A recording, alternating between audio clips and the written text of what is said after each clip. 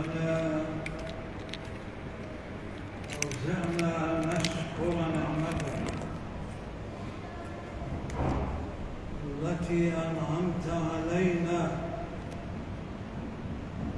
وعلى والدينا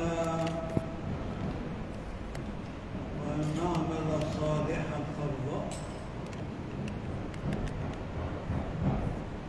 وأدخلنا برحمتك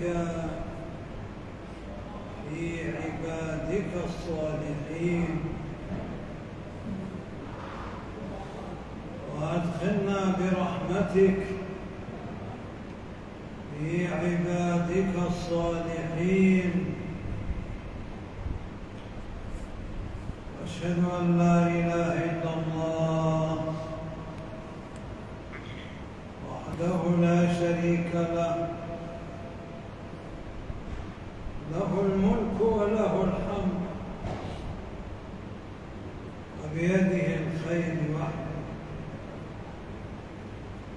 وهو على كل شيء قدير وإليه المرجع والمصير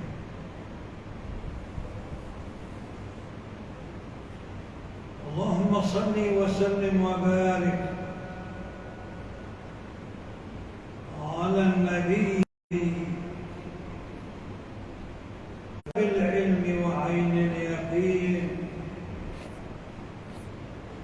وعلى آله الأطهار سيادنا وأجدادنا عليهم السلام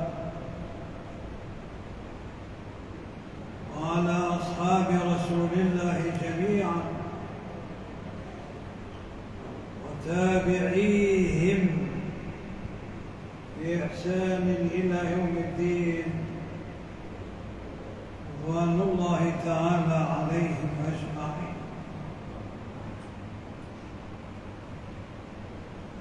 أما بعد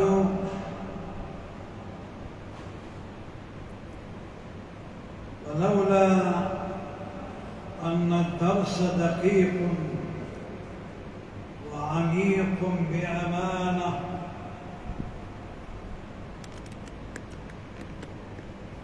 لما فاتنا الختم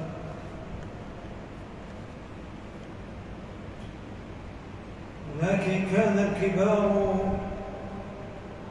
إذا وقع الأمر العظيم في درس دقيق قالوا هو ختم وزيادة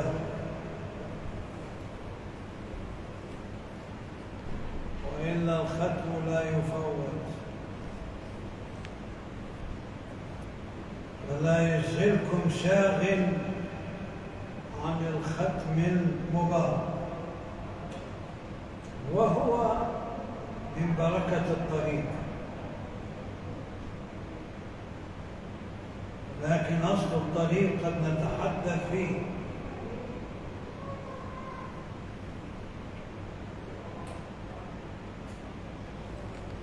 ولذلك لما ذكرت الختم من الأحبة لأرى عندهم همة يقفون عند الباب في السنة خاتم النبيين صلوات الله عليه كان لديه حرس وكان لديه ستارة وكان لديه خوخة كل ذلك من أفعال رسول الله ولكن يضعف الانتباه للبعض فيكون على الباب واحد منتبه صالح ولكن ليس أعداد يقفون ويتأخرون عن الختم الشريف هذه غفلة من الأحباب أن الختم يقام وهم ينشغلون بأمر ما هذا لا يليق للترقي. مسألة ثانية: يوما نحن جلوس عند أحد مشايخ الكبار، سبحان الله، كلنا مطرقين مخفتين مخبتين، إذا برجل يهمس بأذني حضرة الشيخ ويقول: إني أريد فلان، ييسر عليه. وكان المسجد مسجد نجم يسمى، والسوق مباشر بعد الباب. حضر الشيخ حمس بأذنيه صوت خافت، قال: لمن تريد؟ قال: هذا. قال: انظر وكيف يعمل، هو مخفت مخبت في الذكر، لتقطع عن الله. لذلك شوف الحبيب يا أحباب الأدب، لذلك اليوم كتب لي رسالة أحد إخوانكم المشايخ من المدينة المنورة، قال: ما أدركنا الأدب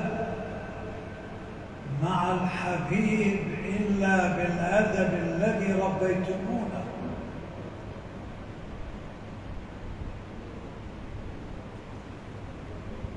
قال: وأرى أناس أهل علم وأهل تقوى تصرفهم لا يليق أمام الحبيب، لأن لم يتعلموا على الأدب.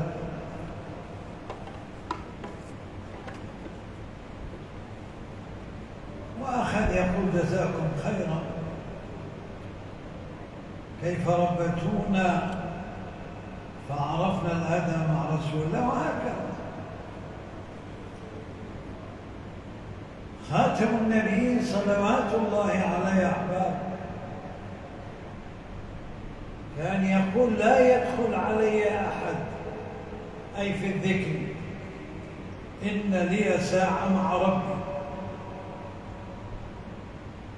فهو مخفت مخبت حتى أسرت ما تدخل عليه، إلى أن ينتهي من ورده صلوات الله عليه.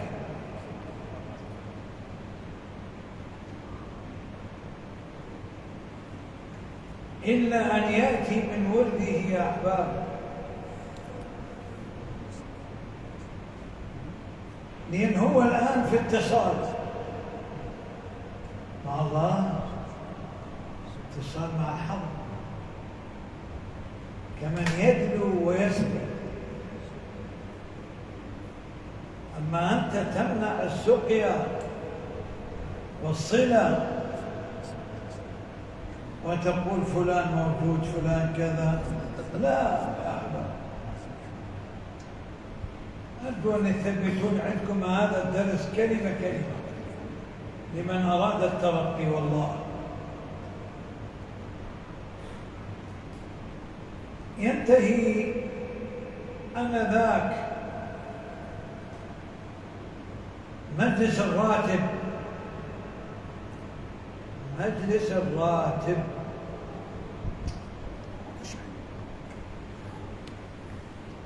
ثم بعد ذلك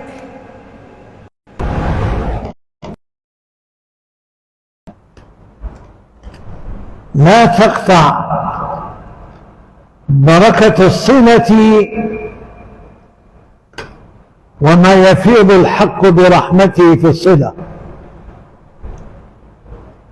هذا شأن الحبيب، كان هكذا،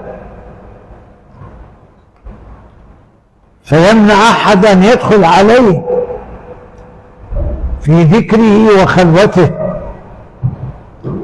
إن لي ساعة مع ربي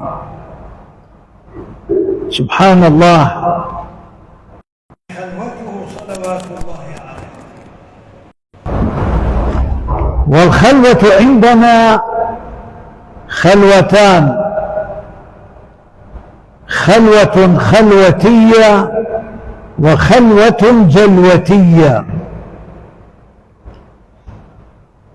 الآن احنا في خلوة جلوتية، نتحدث معكم وفي أمانة الروح في العمل التبعي الوراثي، وقلوبنا مع الله، أفكارنا مع الله، أي تسمى خلوة جلوتية. فمن يستطيع الآن في الخلوة الجلوتية أن يقطع الدرس إلا مسيء الأدب؟ فلماذا منكم من يقطع الذكر في الخلوة الجلوتية؟ لا يستطيع. إذن فكيف في الخلوة الخلوتية؟ انظروا هنا إلى النص. الله قال: ألقى الشيطان في أمنيته. شوف أدب الأحباب. خاتم النبي كان يتحدث، وجالس رجل من المنافقين أو كافر،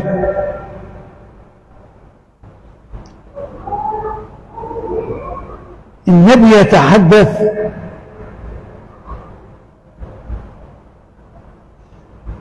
ويكون هذا الرجل فيقول: يا محمد سؤال، حتى يقطع تسلسل الدرس لعظيم الهداية.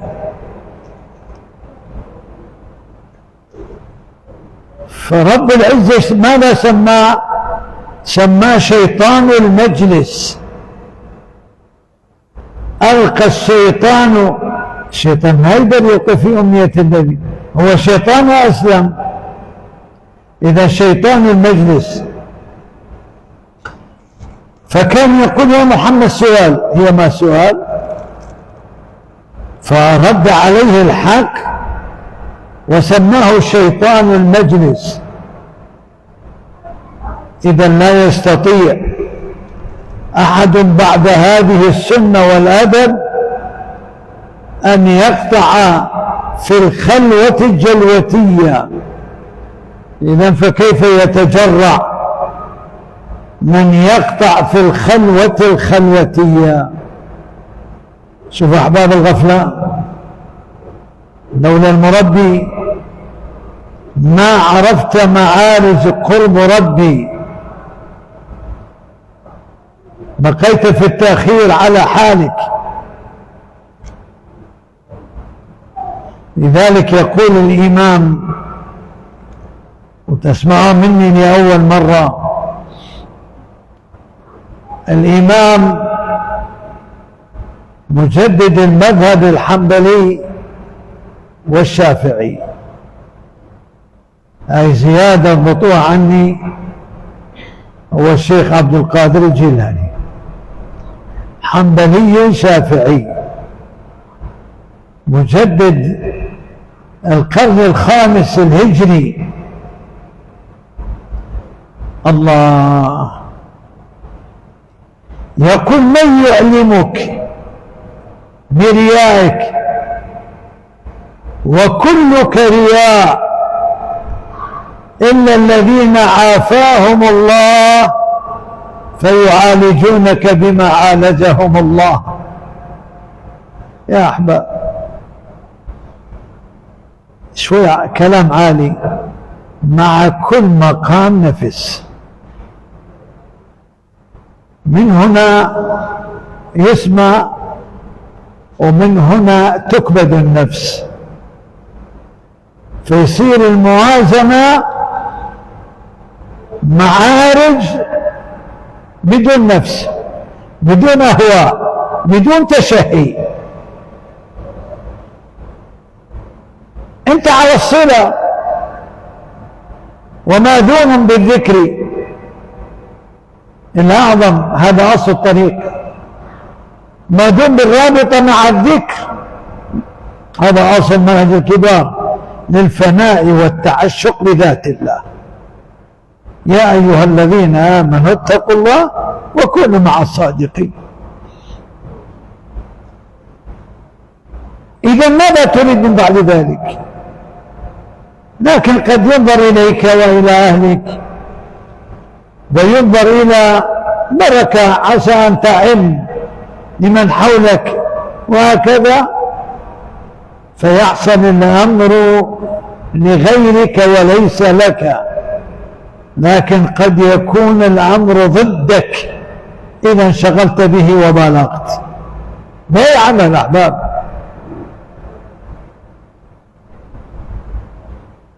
ولا تقل إني رأيت كذا ورأيت كذا.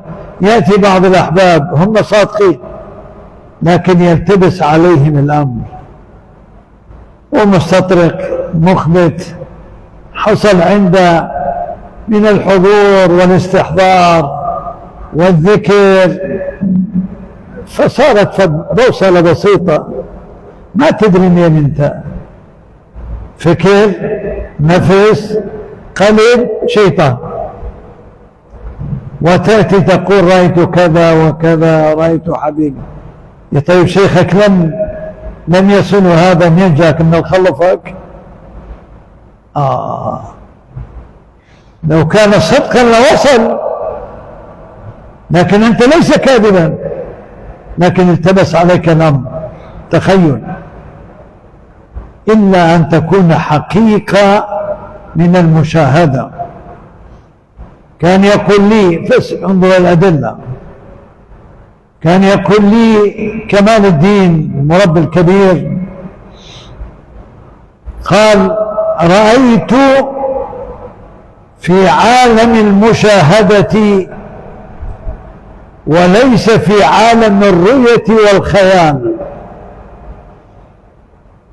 رؤية سيدي التباس،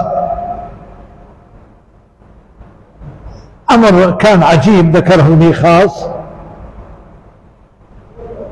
نبات واحد يتخيل، تجابك على التخيل. التخيل هو بروحانية الرابطة، ثم الاستحضار، ثم الحضور، ثم الذكر. أما الباقي مالك صوبي أنت يعني. هذا يؤخرك كثيرا، ومنازل أخرى صعبة نالها.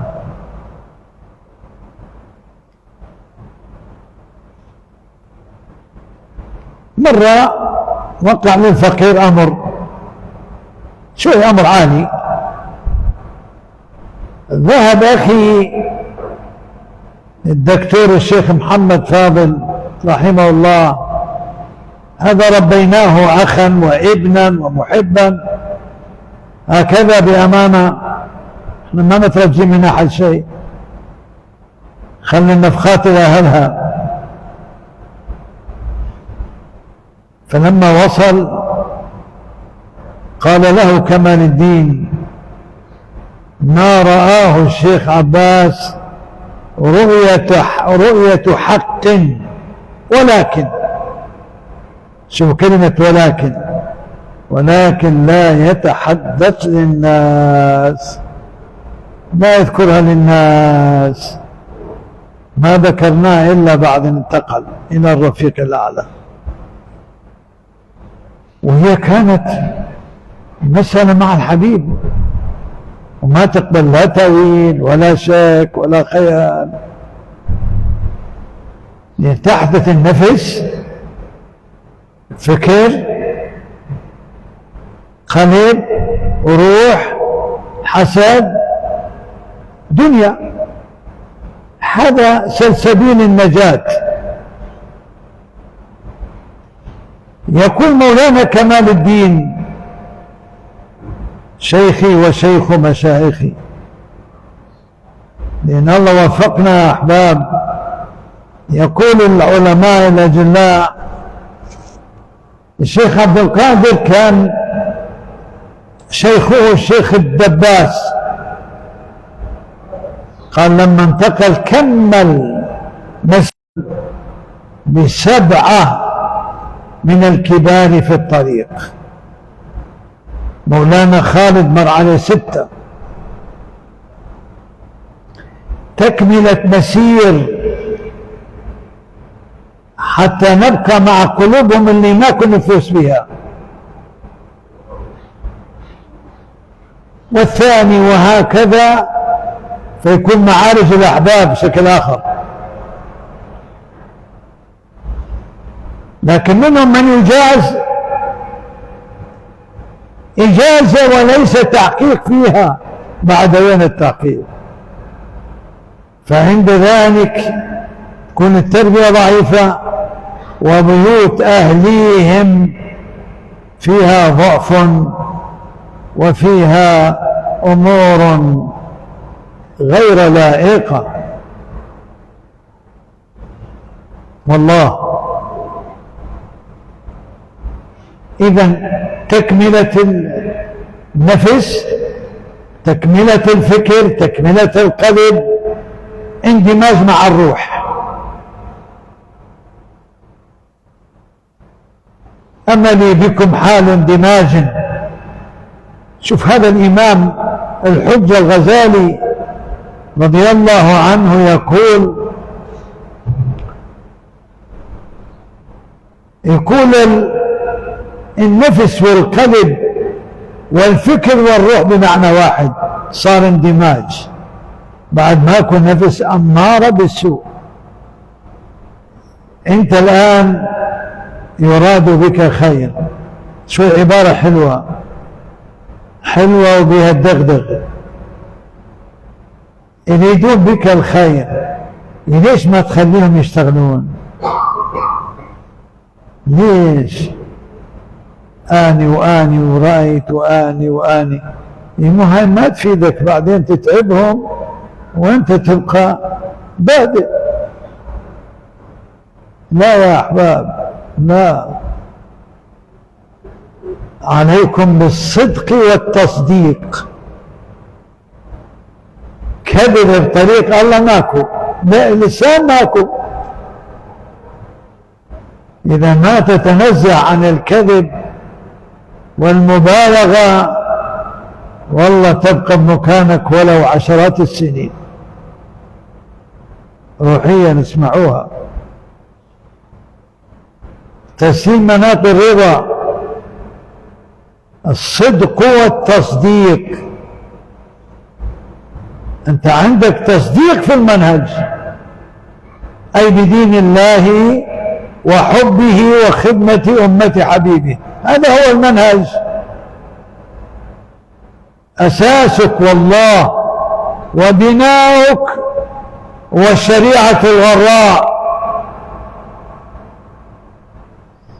اللي ما عنده شريعة بالعلم والتوحيد والعمل فهو يتخبط بأهواء يلتبس عليه فيعيش بين المكر والبدع. ثبتوها، أمانة الله عليكم، ثبتوها.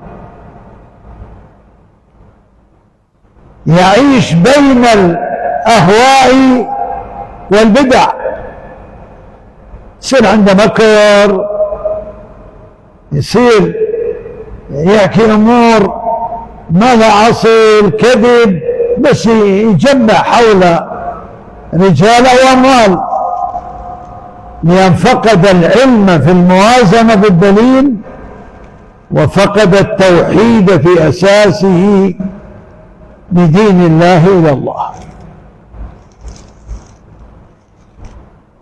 فحياته تكون هكذا المسكين، وعبالة صدق، يعني يحسبون أنهم يحسنون صنعا.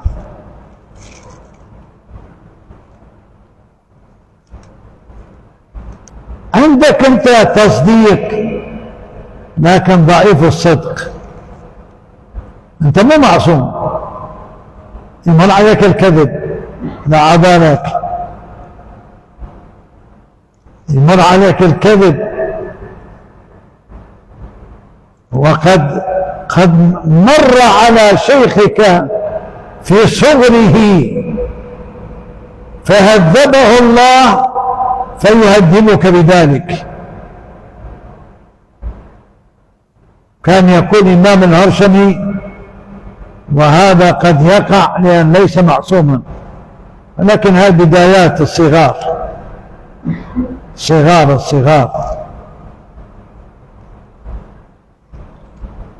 إذن احذر أن تقول شيئا أو تفعل شيئا ليس صدقا أو ليس لك قواعد المنهج عندك. تبصره أحباب. وإذا أنت شوي عبارة ما أخذت التهذيب، شلون بعدين أنت تقدر تهذب؟ ذاك التهذيب مين راح تهذب إذا ما هذبت؟ إذن يقول الإمام الجمال يعلمك بريائك وكلك رياء إلا الذين عافاهم الله فيعالجونك بما عالجهم الله. قضايا عند بعض الخواص قلنا لهم هذا الأمر كذا. شيخي نعم. قلت له مو بس نعم، خذه يقينا. قال أمرك سيدي. قلت له لا مو أمرك، خذه يقينا. والله يا أحباب يمكن ما أدري 15 سنة أقل أكثر اتصل بي شيخي احنا لو عدنا أدب ونأخذ ما تأخرنا، انت قبل كذا سنة قلت لي كذا. قلت نعم. قال الآن ثبت لي اليقين. قلت الآن خذ اليقين ثم دور على الدلالة. سحرة فرعون ما ركعوا بعد ولا صلاة، صدقوا وأنابوا فرأى كل واحد منهم منزلته في الجنة بسجود واحد. صدق وتصديق أحباب، فلا تشهر. شوف حالك بما يملى عليك وفتش هل لنفسك وجود مع هذا الحال.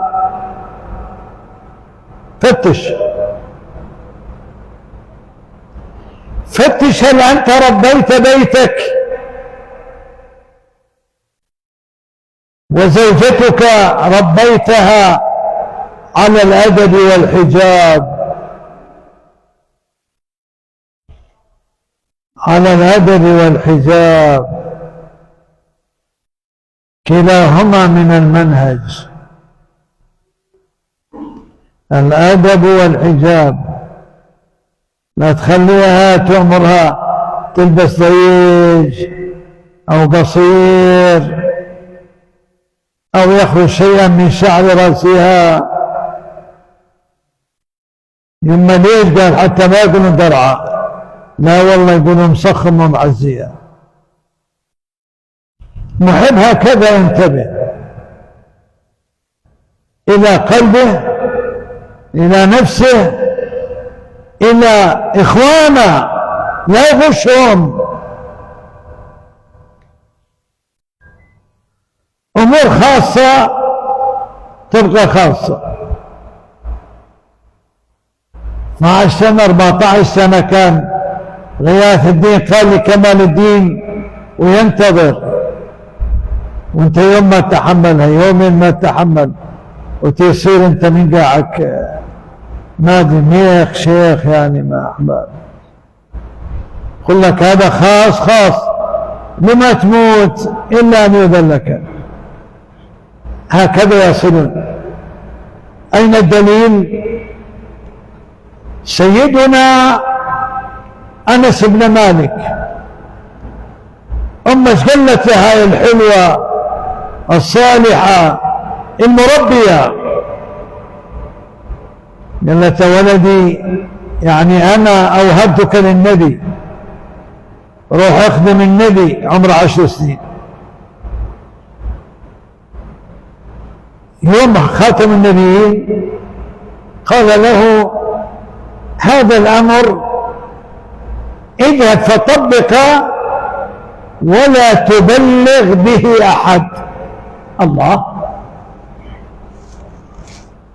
شوف تربية الحبيب مع الكبار. تعلمون ماذا حصل؟ جاء إلى أمه بعد ما الحبيب آذن له: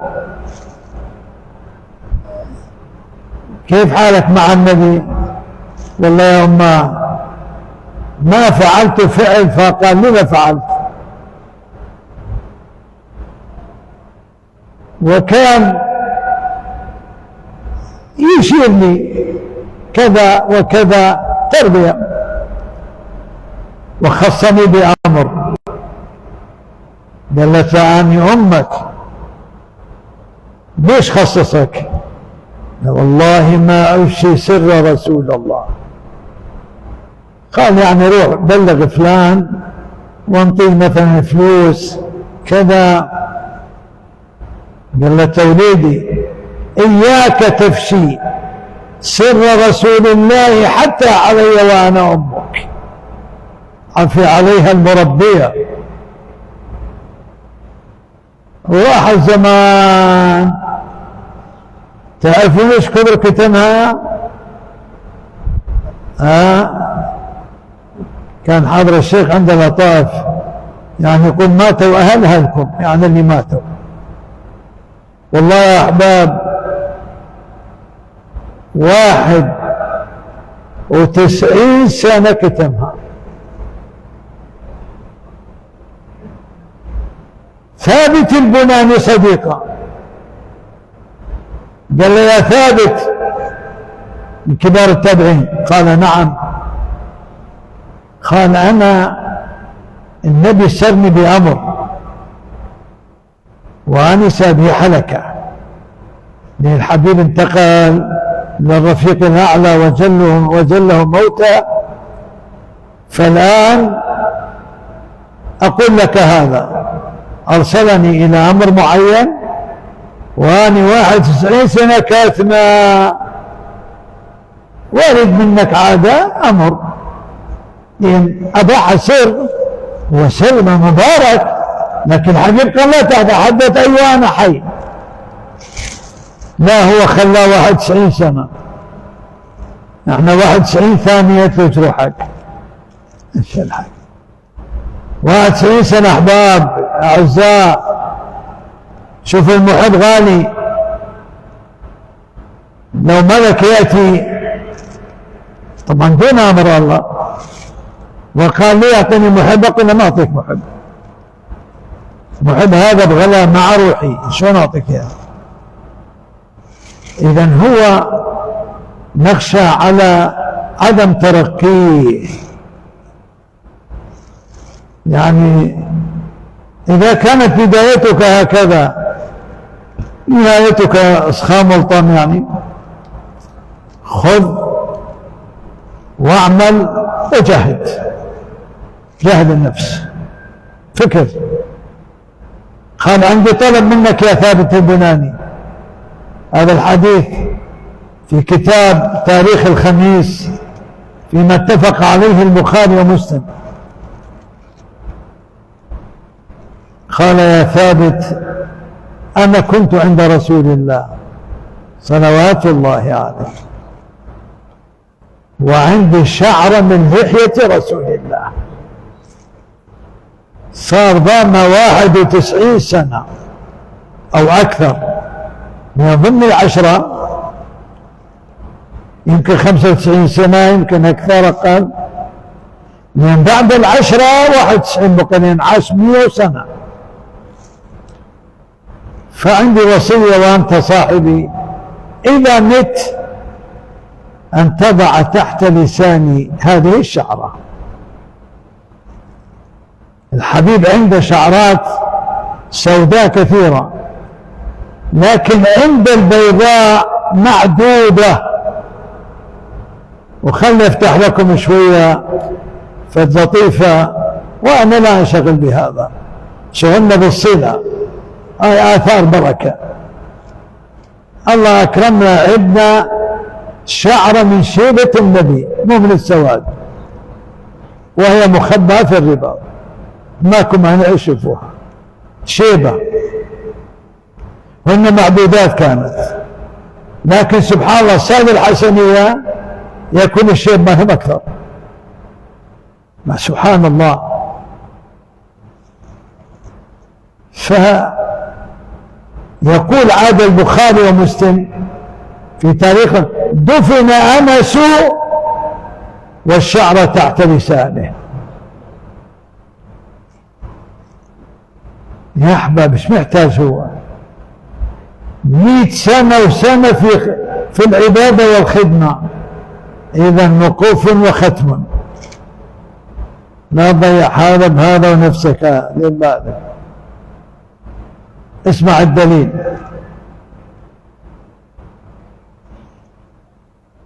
كان يقول لي حضرة الشيخ الإمام الهرشمي، شيخي الثاني عن شيخي وشيخ مشايخ الأول كمال الدين، قال: كنت أحضر الختم مع كمال الدين، ختم الشريف. والنبات احنا مشغولين بالختم، وشوف واحد يتكلم او يسولف، ايش السالفه يعني؟ لو بغير ختم ما يخالف. يوم خاتم النبيين صلى الله عليه وسلم، يعني اليوم الفجر سمعت ناس تقرقش، ما رديت لان عندي روايه. خاتم النبيين مو بالختم، كان يجلس بعد الفجر الى طلوع الشمس وترتفع 20 دقيقة ويصلي الضحى، وهذا وقت مبالغ به عند الخلف والسلف، او السلف الخلف. سيدنا عمر جالس مع الصحابة ورا النبي عليه الصلاة والسلام من روحي فداء، يقرقشون. ايش كان يقول لهم سيدنا عمر؟ قال لهم: والله تعالى شاف لكم قبل ما استمت، انا حالتي المادية ضعيفة وما عندي اشتري صنم. قال: بس عندي تمر، وكان نروح اكلك التمر عجين واسوي صنم من التمر. قلت له: يا ولد انت ترى ربي؟ يقول: هو انا بيدي سخنته وعجنته. والصحابه يبتسمون. قال لهم: والله انتبهوا، شوف الاسلام ما رفعنا. الحبيب مش مشغول بذكره، وهم لقوا فرصه ان يتحدثوا بادب على معالم الاسلام.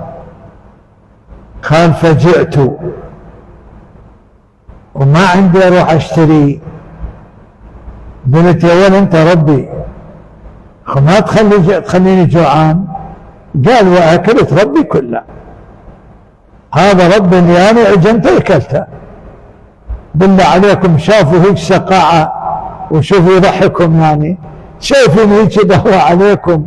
وهكذا نور النبي كيف غذانا وربانا في الثقافة، ربانا بالأخلاق، ربانا بالدين. راح يمر علينا قريبا راح يمر علينا المفكر كيرك الأمريكي، التقى معي قبل أيام بشاشة متقابلة، ومعاه أحد الدعاة بوزن من خواصه في أمريكا، الدكتور المبارك. والآن يسمعنا لأنه يستمع، دكتور ياسر قمر الزمان. اشكره على همتي وانتباهي. فقلت لهذا المفكر والله يا أحباب ماكو ربع ساعة يمكن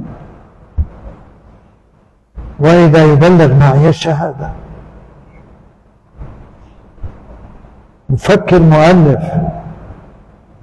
قلت احنا عندما نناجي الله كل شيء ما نعمل اسمه الأعظم الرب الخالق الرسل الله، هكذا نبينا مدنا، هكذا جعلنا رأسا نقول الله، وربانا على الدين والثقافة والأخلاق. ورحبت بهم وإذا اثنين أسمعهم يبكون. وقال يعني قال لي هذا المفكر أنا قبل أن أدخل إليكم ب5 دقائق مو هذا الآن والله إنني امتلأت نورا. ربع ساعة. شوف أحباب، وراح الشوفوا راح يجي قريب يعني. هذا جمال كمالنا بديننا وحالنا.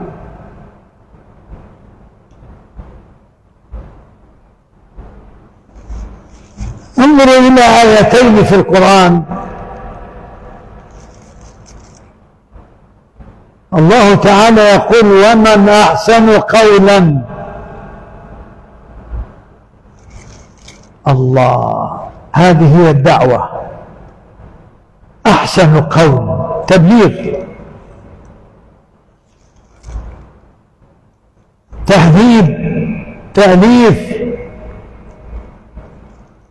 ممن دعا إلى الله وعمل صالحا وقال إنني من المسلمين. فدخل بثقافة الإسلام، والثقافة فيها 6 مراتب، مو الأحكام فقط، هاي ثقافة عامة، الكتاب والسنة والإجماع والقياس وقول العقلاء وقول الحكماء. فكتاب مثل هذا تجد فيه ضعيف ذكروه الكبار لأن أعلى من قول العقلاء والحكماء، لأن فيه من نبرات صاحب جوامع الكلم. لكن هناك أمر آخر، قوله تعالى، شوف الآية الثانية، مو أحسن قولا ومن أحسن دينا ممن أسلم وجهه لله وهو محسن مو مسلم واتبع ملة إبراهيم حنيفا. الله، واتخذ الله إبراهيم خليلا. شوف المرتبة هنا العالية. إذن يعيش العارف بالله، ضبطوها بقوة. هذا مو كلام إنشاء ولا خطابي، هذا منهج تربوي في العرفاني. العارف يعيش بمرتبتين حال هكذا: الثقافة في الإسلام والحال بالله عز وجل. هكذا بجناحين يطير بهما إلى الله عز وجل. الله، جناح الشرع وجناح القلوب والأحوال مع الله.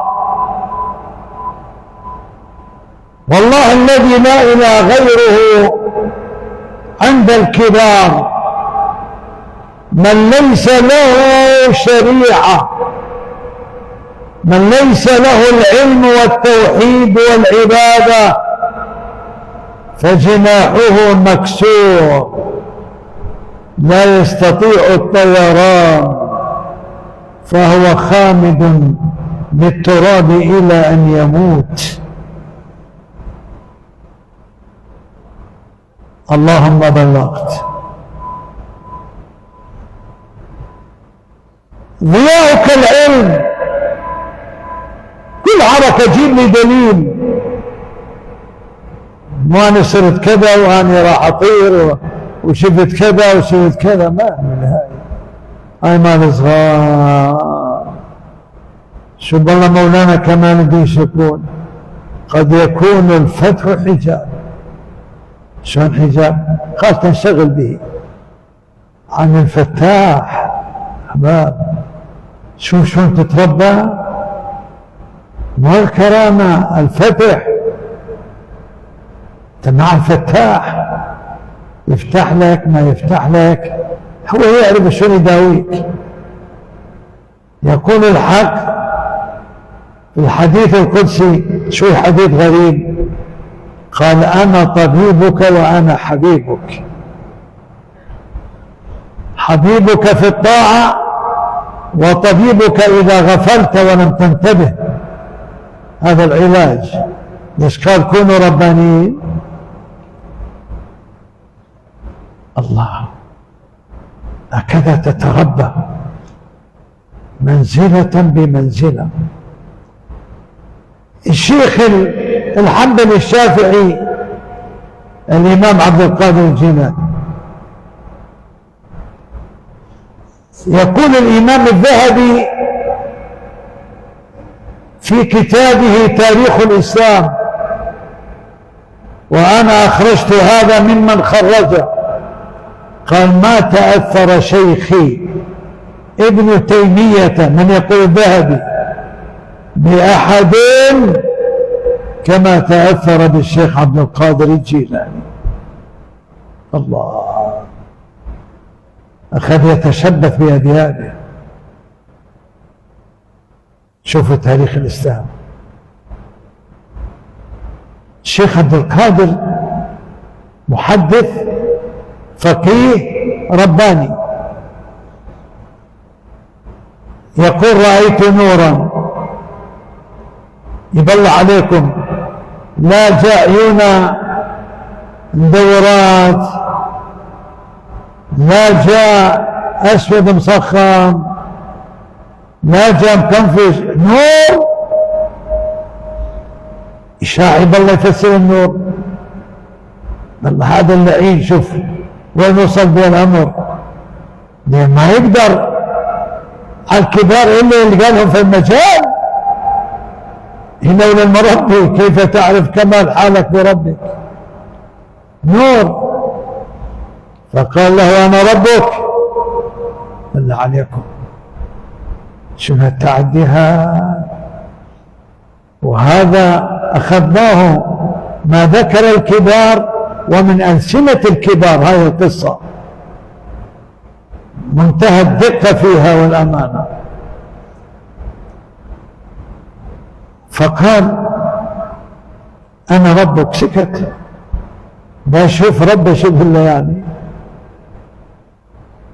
قال عفوتك عن صلاة العصر. ما حاجة تصلي العصر، ما حاجة تتم الختم. انت ما شاء الله ترقيت، عاد ذاك الترقي حشاكم مع الشيخ اللي يقول هكذا. وفي رواية أبعت لك المحرمات، انت حلال لك، أنا ربك أقول لك.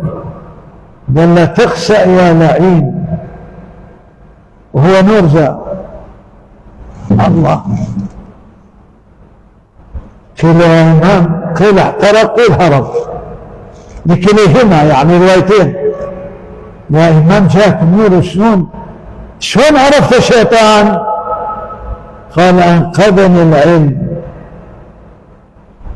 ذهبت إلى الدليل إن الله يأمر بالعدل والإحسان وينهى عن الفحشاء والمنكر، فهذا فحشاء ومنكر.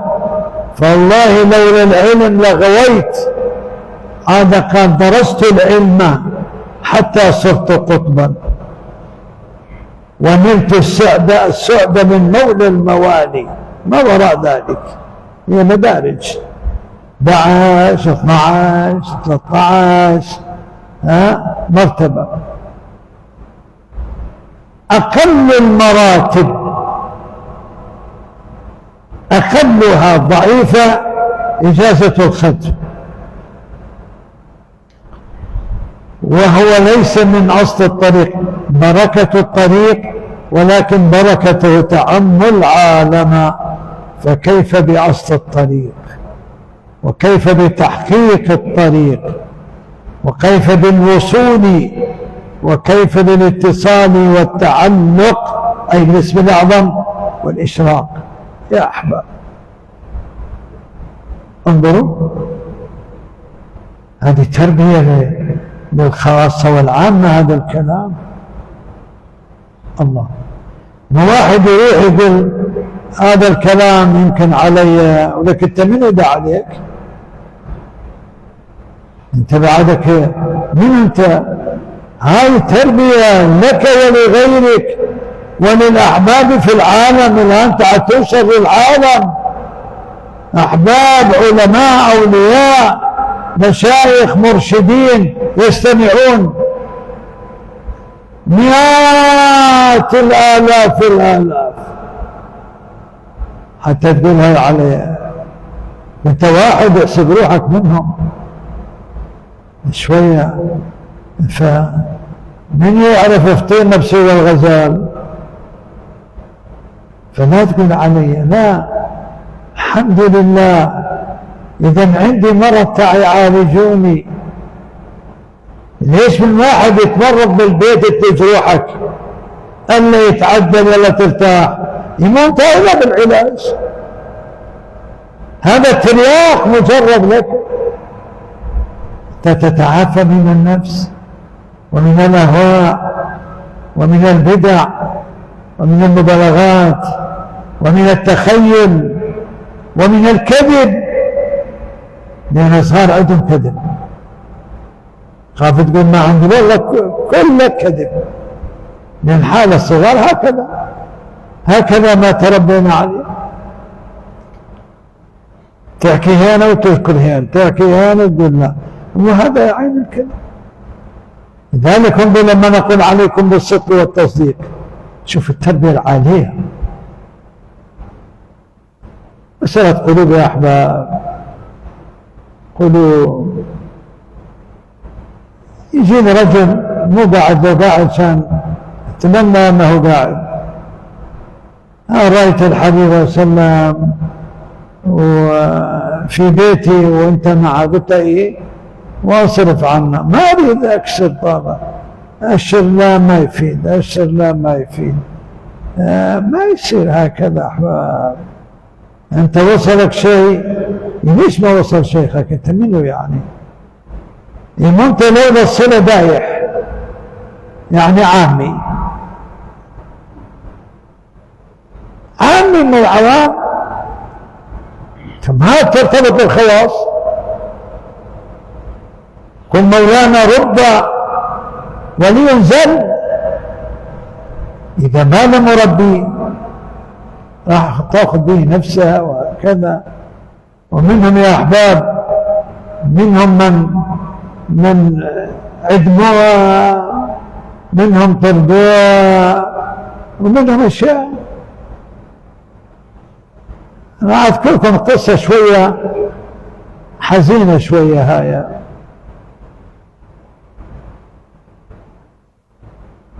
فأحباب، هناك بعض الكلمات يستفيد منها واحد، منها يستفيد 10، من الكلمات يستفيد منها 1,000,000. ترى أحباب بالمليون، أما واللي تصل معنا باكستان وغير وأكثر، والله أكثر. فمنهم من يستفاد بها خاص، ومن يستفاد بها عام. فخذ يعني المواضيع، لأن أنت في غفلة. وراح أقول لكم شلون بغفلة. حضرة الشيخ الإمام الهرشمي قال توجهت فظهر لدي أن بعض الأحباب خونة. الله، حضر الشيخ بهالدرجة خونة؟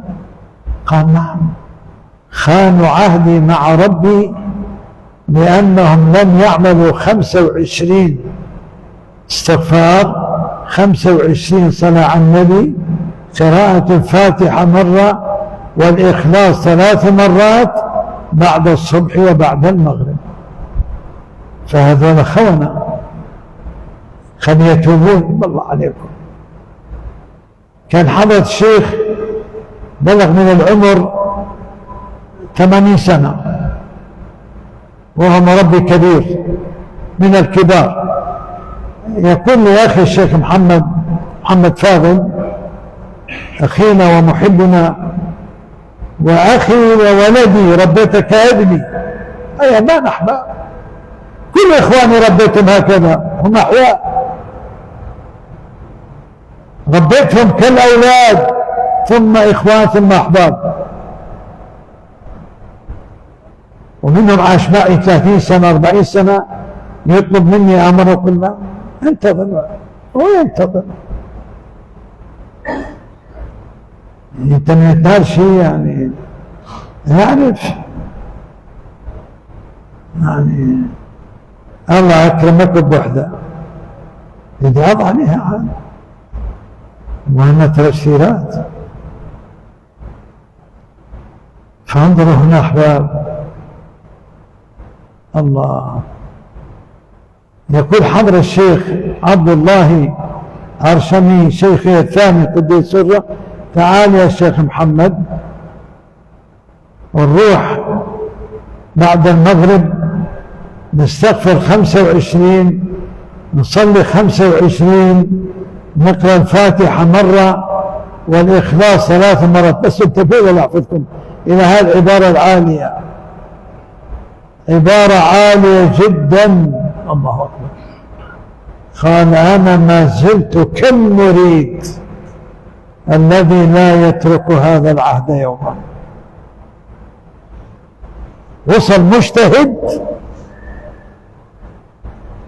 مجتهد ورباني، يقول أنا عندي عهد 25 والله أعملها كما كنت مريدا، والمحب يقول أنا يعني خاف أعملها المطير، خاف ما يسهل المجال، يقول لك هذا عهد يا ولي يا محب، عهد، إن الذين يبايعونك إنما يبايعون الله، كل أمر منهم عهد، يد الله فوق أيديهم. بعدين فمن نكث فإنما ينكث على نفسه، نكث، ومن أوفى بما عاهد عليه الله فسيؤتيه أجرا عظيما.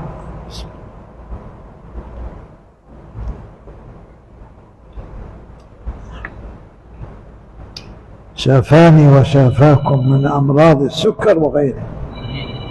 انظروا أحباب، قال ما أتركها، يقول الروح أنا وحضر الشيخ يخفت ويخبت، يترك رأس الشريف ويأخذ عند ذلك ب25 ب25، وانت نوبة تشط الختم ومرة تشط نص ساعة ومرة هاي 25، كيف هذا؟ لو نوبات احنا نشتغل بيها وبالتوجه، ويجي يقطعك والله فلان جاء وفلان جاء، من فلان؟ والله اسمع كلام الشيخ عبد القادر، شوي صعب هذا، والله جدا صعب، أقسم وأقول جدا صعب. قال لو أسهلك إنسان عن طريقك إلى الله فأصبح كأنه إلهك، وإذا خفت من غير الله فهو إلهك، وإذا شغلت بغير منهجك بربك فهو إلهك. هذا التوحيد مال عبد القادر الجيلاني. لذلك شوف قلوب ليش تتأخر، هذا مشغلك وذاك تفكر به، وهذا خافك وذاك مصدوع منه، وهذا قالاني واني وكذا. مو رحت يعني سيس وصعب يا أحباب.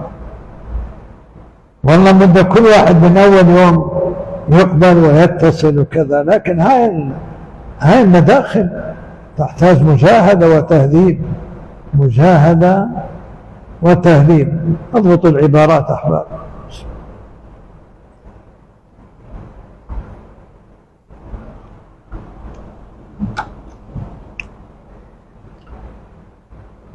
انظروا يا أحباب، هذا الحلوين. انظروا يا أحباب،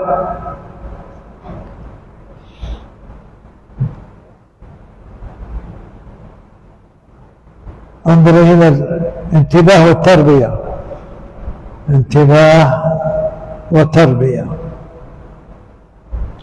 انتبه وطبق.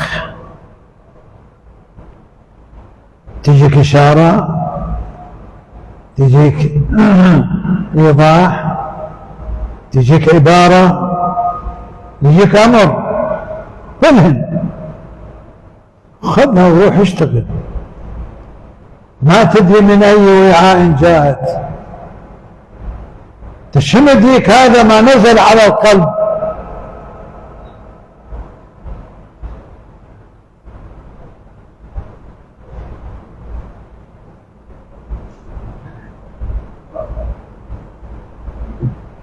هلا أعيد العبارة شوية حتى لا تفوتكم.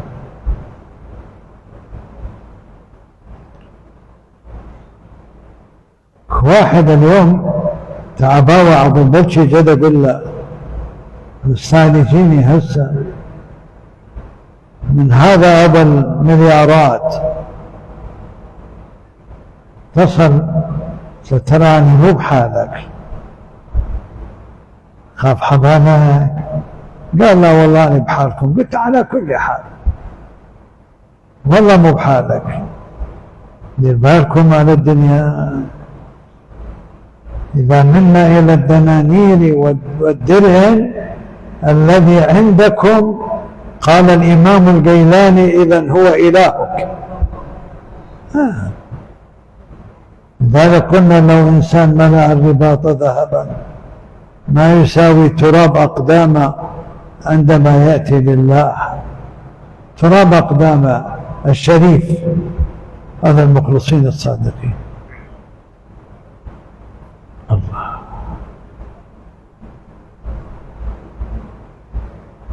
والله شوفوا هذا الحديث القدسي صعب. قال من قال أنا قال الله له بل أنا، وأنزله أسفل السافلين. ومن قال أنت الله رفعه الله أعلى عليين. أنت عيش فيها، أنت الله. خذ المنهج، أنت متصل يا مسخم، يعني مسخم النفس. النفس إذا سخمت صارت حياة طيبة. أنت متصل مدعوم بالاسم الأعظم، تتغذى بالمعرفة، تتقرب إلى منهج الروح في الحضرة، يشرق عليك من هناك. كل وراء هذا شو تريد أنت يعني؟ بس هذه النفخة نفخة مو مالتك، نفخة سوقية ما لها سوق.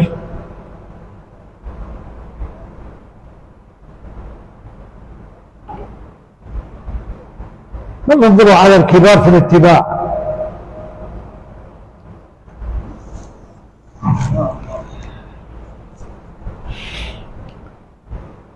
سبحان الله، فتحان من الأولياء نزع العمامة ويمشي بالسوق فارغ الرأس. شيخنا احنا ما رأيناك هكذا. شوف، ولا أمام لا يعني قلنسوة قبيع، شنو هاي؟ قال خلوني. يوم الثاني روحوا هم يضحك والكذا والجهال، هالشيخ شبيه خاف صار بخلل.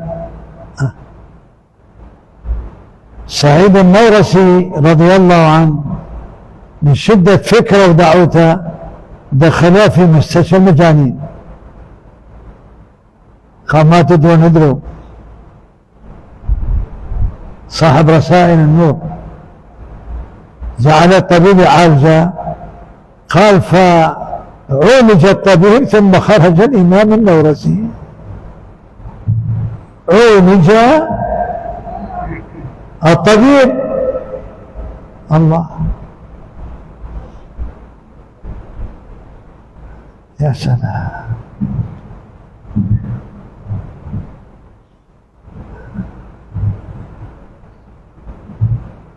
يوم الثاني، يوم الثالث، يوم الرابع قال لا راح ألبس العمامة. شيخ سويت بيك المحب تألم وغيره ضحك، والجهان يقولون هات تخبر شيخنا. قال لا خلي يقولون، لأن أنا غفلت عن سنة وحدة، لبس النعال باليمين وخلع بالشمال، هاي سنة الحبيب.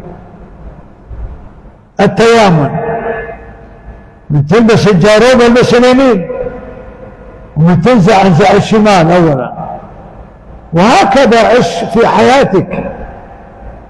قال نسيت فلبست النعال مالي باليسار، واريد أأدب روحي، خلي يضحكون علي، شو يقولون خلي يقولون، حتى بعد ما أنسى سنة الحبيب وهي لباس نعال. شلون اصطهر وانت نقضيها. يا أهل الأدب والحال، يا أهل الصلة والاتباع، هاي الأربعة مال أهل الله، وغيرها ترى هم مال أهل الله، هيك بس يقولون عليك راح تكون أهواء ومكر وبدع. والله أحباب، أهواء وبدع ومكر، أهواء وبدع ومكر، لأن ماكو منهج تبعي ورثي. فنور مسيرك الدلالة الشرعية، واللي ما عنده شريعة ما عنده نور، يتخبط في الظلمات والأهواء. يا أحباب الأمة،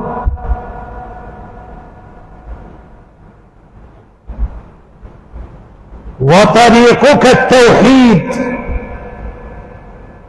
هذا الشارع مالك التوحيد، ولكن قبول التوحيد مع القلب فيكون تجريدا وتفريدا في التوحيد.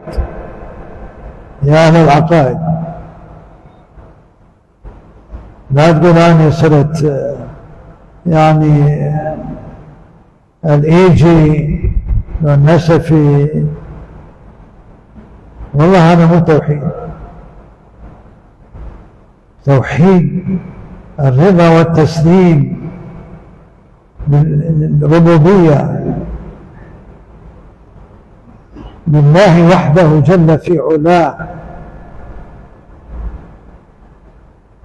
وثم إخلاص وفرار من نفسك وفكرك والناس، تعيش مع الناس بالشرع والأخلاق، تعينهم في الله، بغير هذا أعداؤك. أعيدها، بغير هذا أعداؤك. شوف الشيخ عبد القادر شلون الله خلصه من الشيطان. ما تقعد انت ما تقرا بده يسبح، بده يسوي تهليلة. التهليلة عندنا النقشبندية 10 مرات تجمع كل الطرائق، يوميا أعملها تقريبا 5 مرات كل وقت. لا إله إلا الله. جهة اليمين جهة الفكر، اصعد جهة القلب، إلا الله جهة الروح. لا إله. بهذا الإخبات، بهذا الذكر، لا إله إلا الله، لا إله 10 مرات. وبلغت فيها مشايخ توفوا من الخواص ما طبقوها. هذا ما مرعاه، ماكو مرعاه بالطريق. قواعد وتهذيب وترقي، قواعد وتهذيب وترقي. ثبتوا يا حلوين. هكذا. هي ليس لمن سلك ولكن لمن ملك، وليس بطول المدة ولكن لمن صدق، وليس لمن يجيز لكن لمن افتقر وأناب وخدم. الله والله يكتبنا بالتبر على أوراق اللجين. شوف أحباب،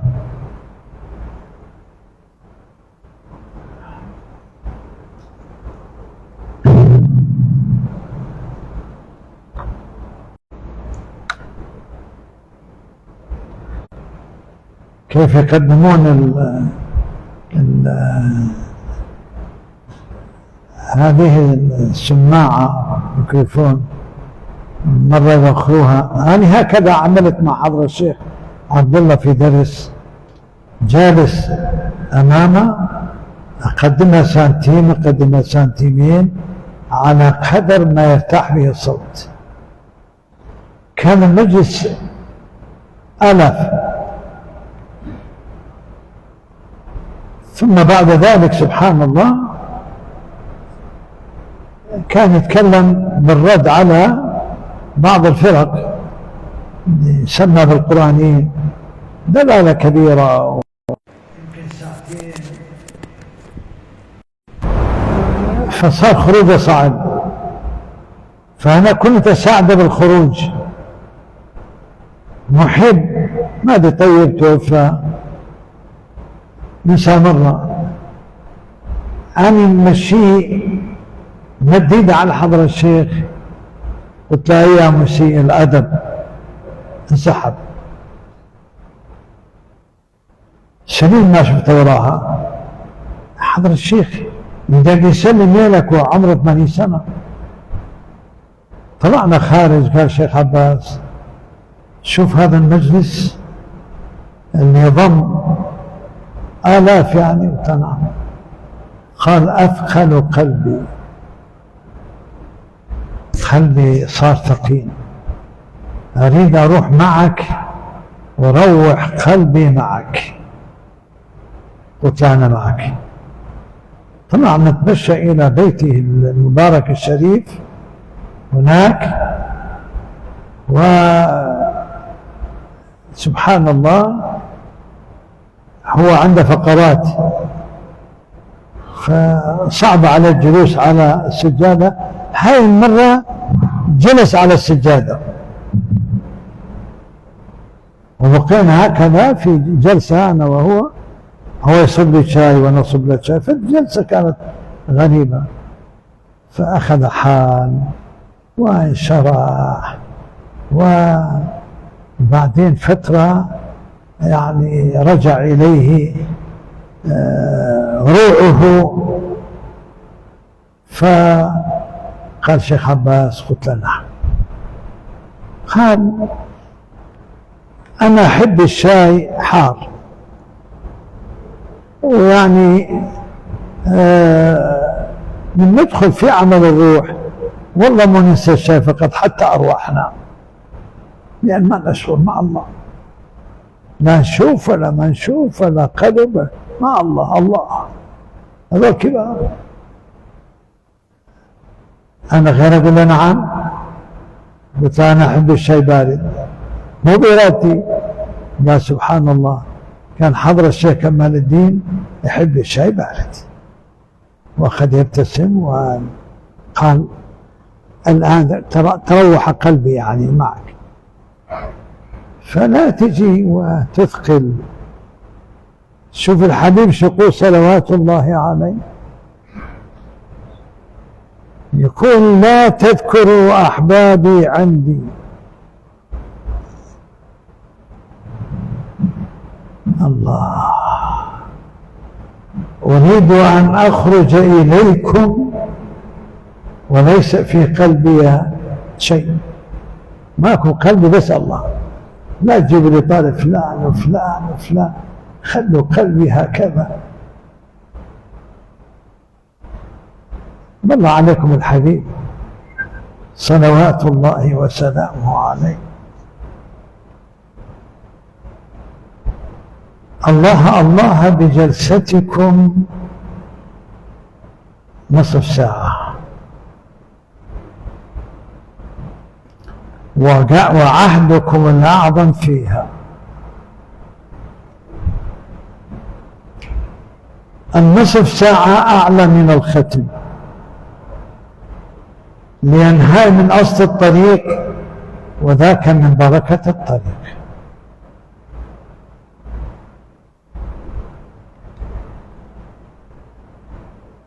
الله الله بأورادكم بعد صلاة الصبح وصلاة المغرب. الله الله بأختامكم الذي هو بركة للأمة كلها. خليها بركة وهين بركة وهين بركة، حافظ على البركة. أنت عندك بركة هطولها، وذاك بركة وذاك بركة، عسى أن تحفظ الأمة يا أحباب. الآن أكثر من 140 ختم في العالم، كلها يقيمون بأشكال، منهم البادئ ومنهم المترقي ومنهم الكبير وهكذا. فحافظوا على قلوبكم مع التعافي من نفوسكم، تجاهلوها اضحكوا عليها. أشد خطر على المحب أمران، أشد خطر أن يقول أنا، والثاني أن يمر عليه الكذب. جاهدوا هذا، مجاهدة أهل الله.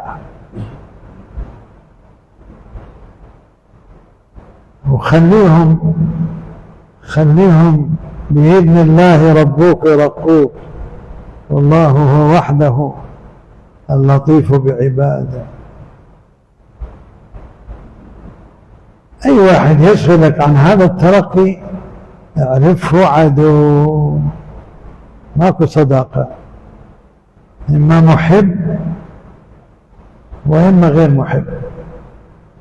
أما هاي العلاقات هاي مع الدنيا مع الناس والعياذ بالله، مع الشباب، يعني طيش.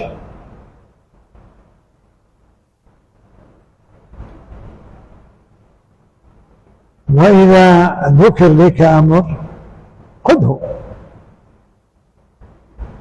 متى يظهر هذا الأمر؟ هذا بيد الله.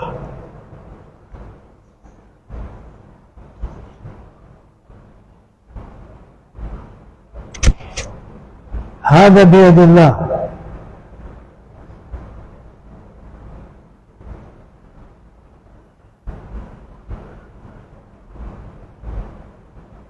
يحصل توجه إلى الأحباب، منهم أول ساعة يصلها، منه بعد ساعات، منه اليوم الثاني الثالث ولا يصلها بحسب الاستعداد. هكذا.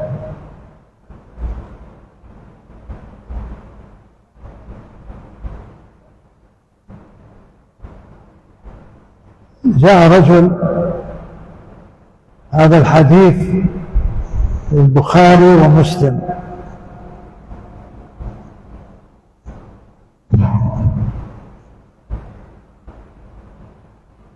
البخاري ومسلم. أنا مظفر شيل هاي الورا ظهري أتعبتني، هاي هذا كان. انظروا يا أحباب،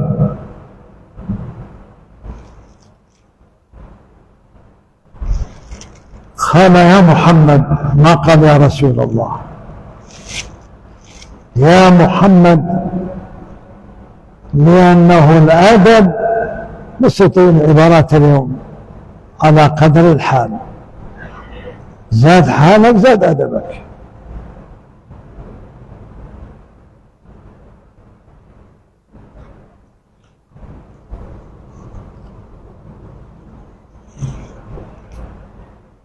بارك الله فيكم،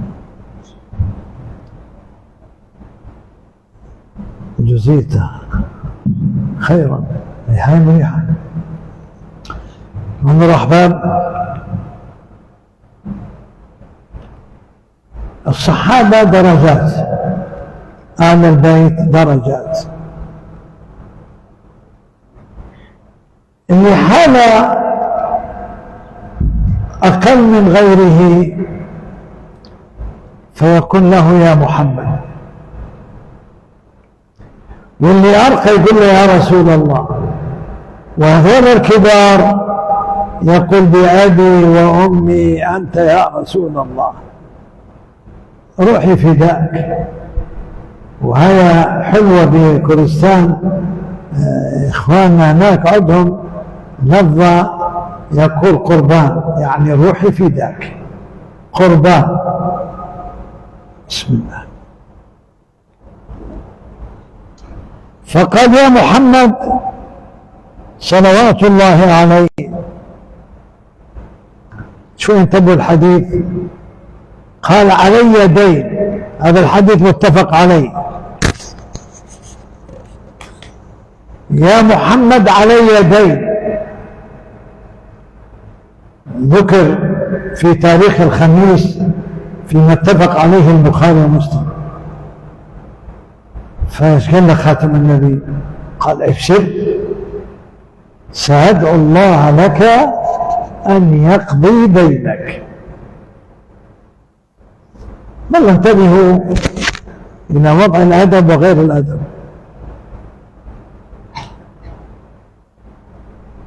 وإذا به يذهب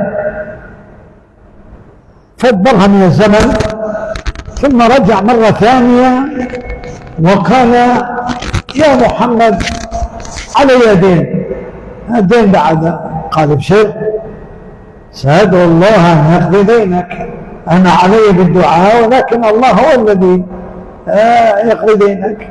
شوف الأمر، أرحم ما قضى دينه، مسكين هذا مسكين.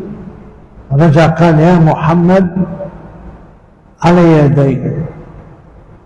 الحبيب قال له ابشر، قال أكثرت علي من ابشر، ابشر ابشر. وين الحبيب؟ قال ردت البشرى، والله دينك ما يتوفى لما تموت. أساء الأدب. الله، الحبيب من شاف إساءة أدب صار عنده وضع احنا نسميه حال. الحبيب صار عنده وضع سبحان الله حال. شوفوا أحباب، أرجو أن تنتبهوا لي.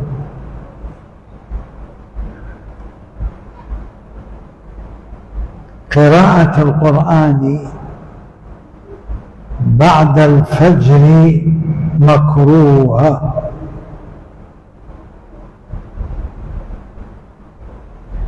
قبل الفجر مسنونة. ليش؟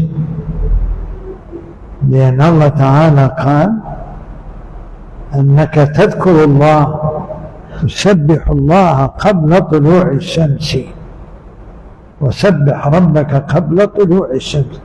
قال وقرآن الفجر، فالقرآن بالصلاة الفجر أو قبل الصلاة، لكن أكو السنة وردت، لكن بعد الفجر الله ذكر التسبيح والأذكار. هذا قرآن.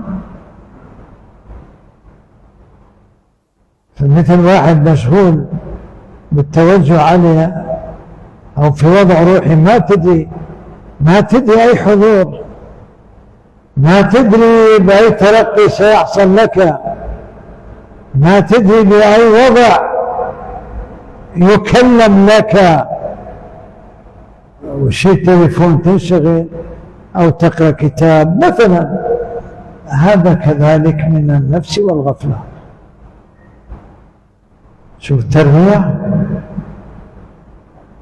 ولذلك التسبيح بعد الفجر، والقرآن في صلاة الفجر، وقرآن الفجر إن قرآن الفجر كان مشهودا. قرآن الفجر الله. وسبح ربك قبل طلوع الشمس وقبل الغروب. من ذكر الله بعد صلاة الفجر إلى أن طلعت الشمس وارتفعت 20 دقيقة فصل الضحى لك حج وعمرة. إذن هذا فعل خرج عن الأمر فصارت الكراهة بذلك. ولا البداية يقول لك شلون واحد يقرأ يقول عجل اسمع غير ما أنفك. رب قارئ الحبيب يقول للقرآن يلعنه.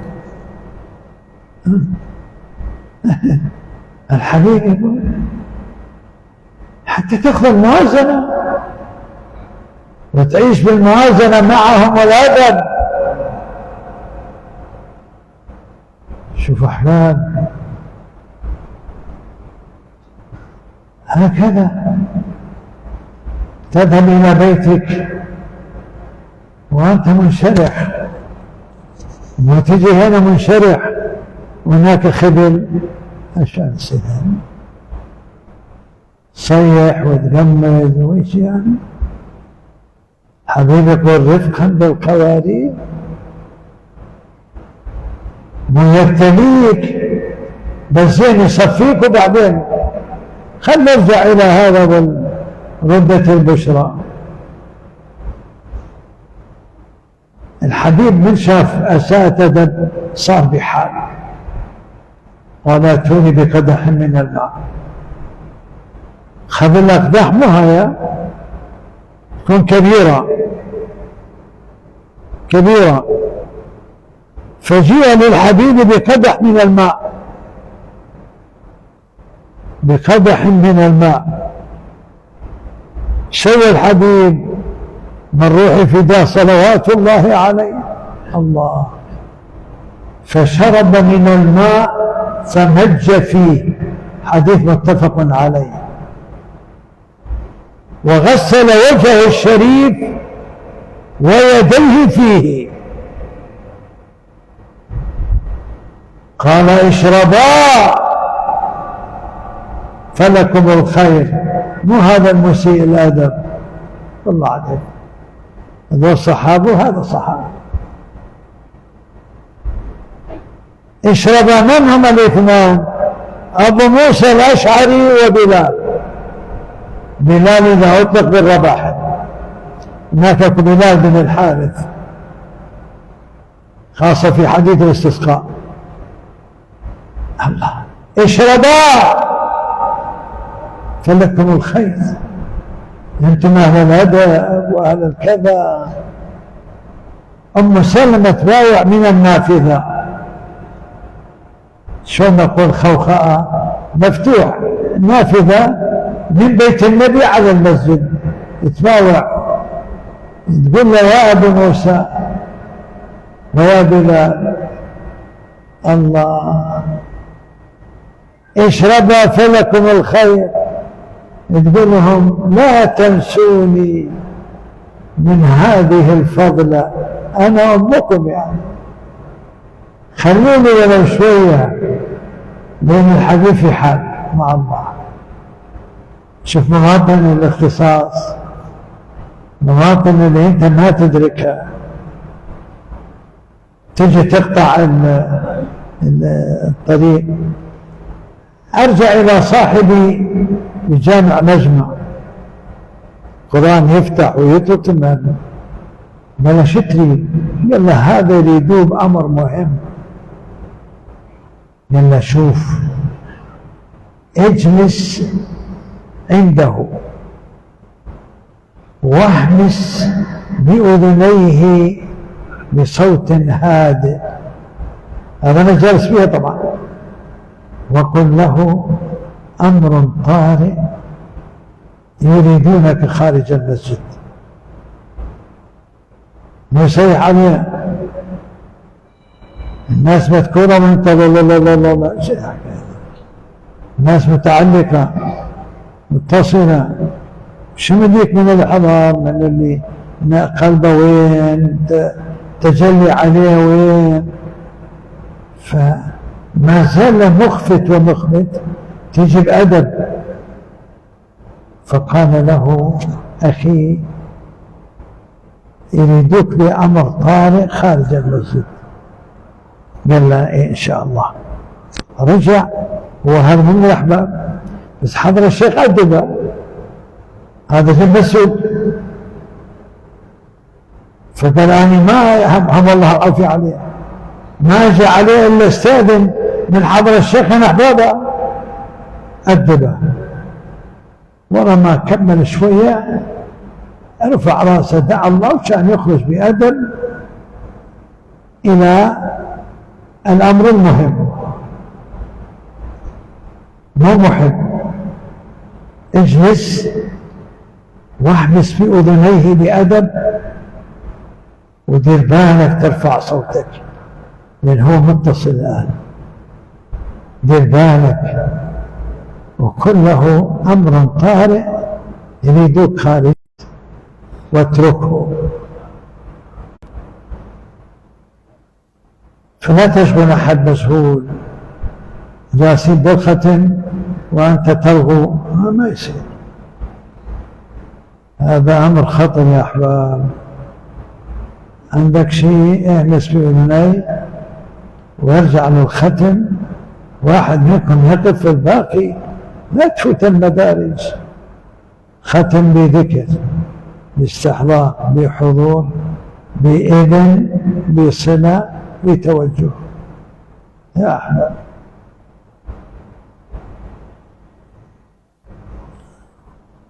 بسم الله.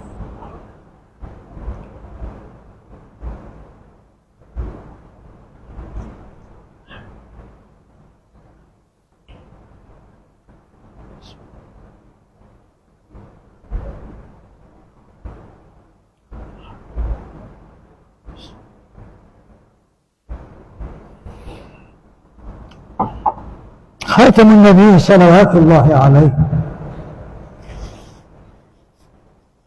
كان يشرب الماء باليمين ولا يتنفس في الإناء، يقول بسم الله الرحمن الرحيم، يشرب ثم يبعد عن فمه الطاهر، ثم يأخذ مرة ثانية ويقول بسم الله.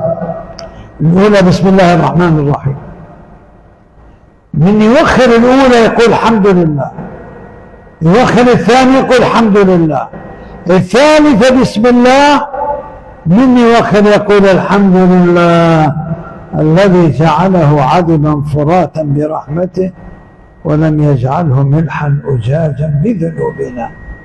الشيخ صلى الله عليه وسلم تستغفر له الملائكة في بطنه ما زال الماء في بطنه، هكذا. وكان من يمسح فمه بيد اليمنى، من يمسح عينيه أو أنفه بيد اليسرى، وهكذا.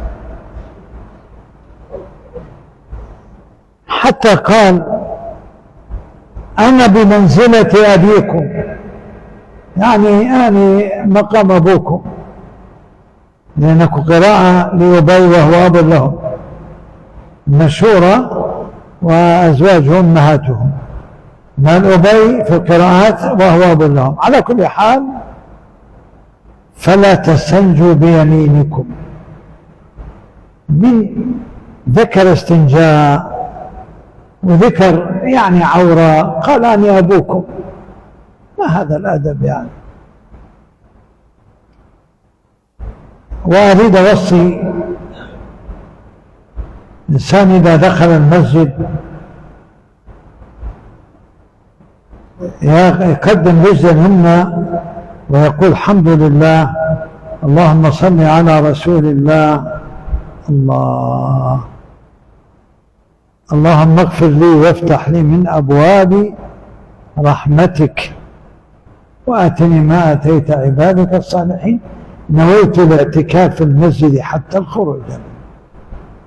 احنا يوميا بفضل الله الاعتكاف من المغرب العشاء، من الصبح إلى صلاة الضحى.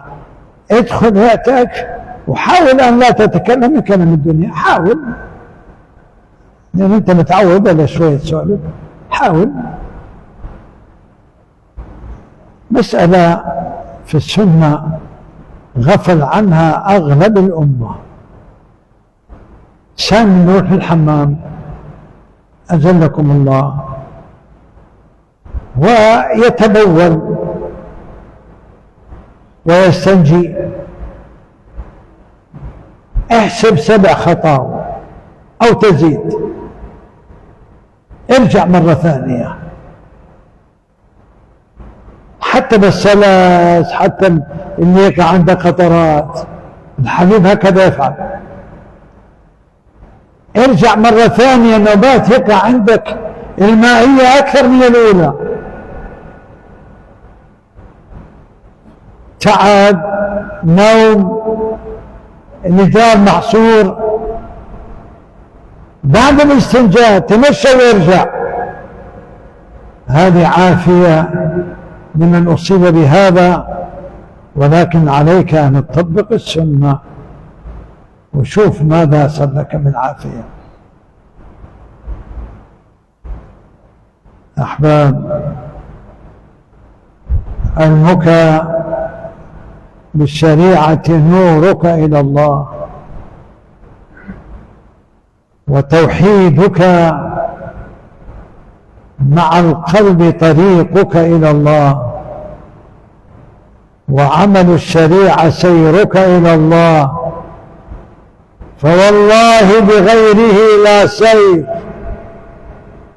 فوالله بغير هذا لا سير، فوالله بغير هذا لا سير. شوف التأكيد والقسم العظمة. ثم عظيم السير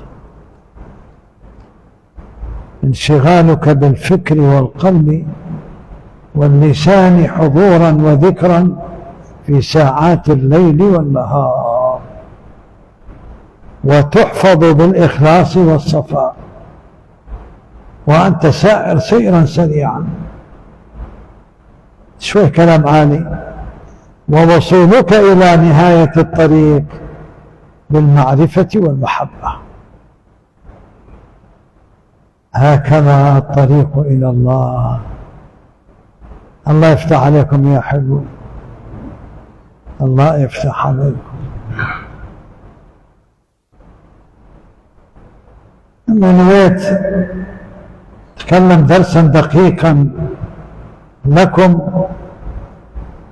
وعندنا استخارة خاصة نقدر نعملها. الله الله. فنمت القيلولة وجاءت البشرى. الله. سيكون الغيث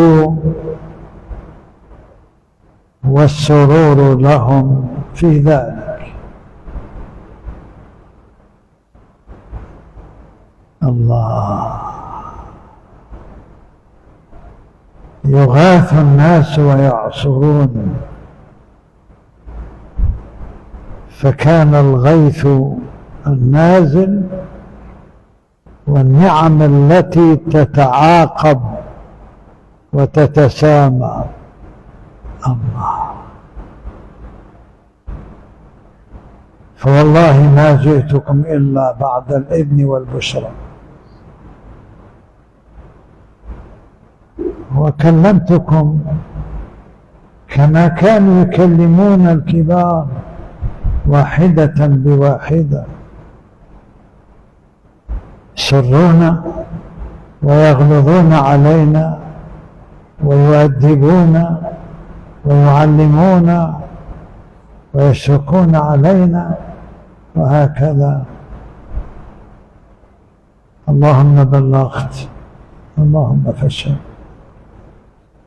إن الذين يبايعونك إنما يبايعون الله، يد الله فوق أيديهم، فمن نكث فإنما ينكث على نفسه، ومن أوفى بما عاهد عليه الله فسيؤتيه أجرا عظيما. كلمة أخيرة، لفظة، يقال فلان قبل، فلان أذن. هذا القبول اتصل في الحضرة. إذن كلامهم أقوالهم أحوال، وأحوالهم تربية.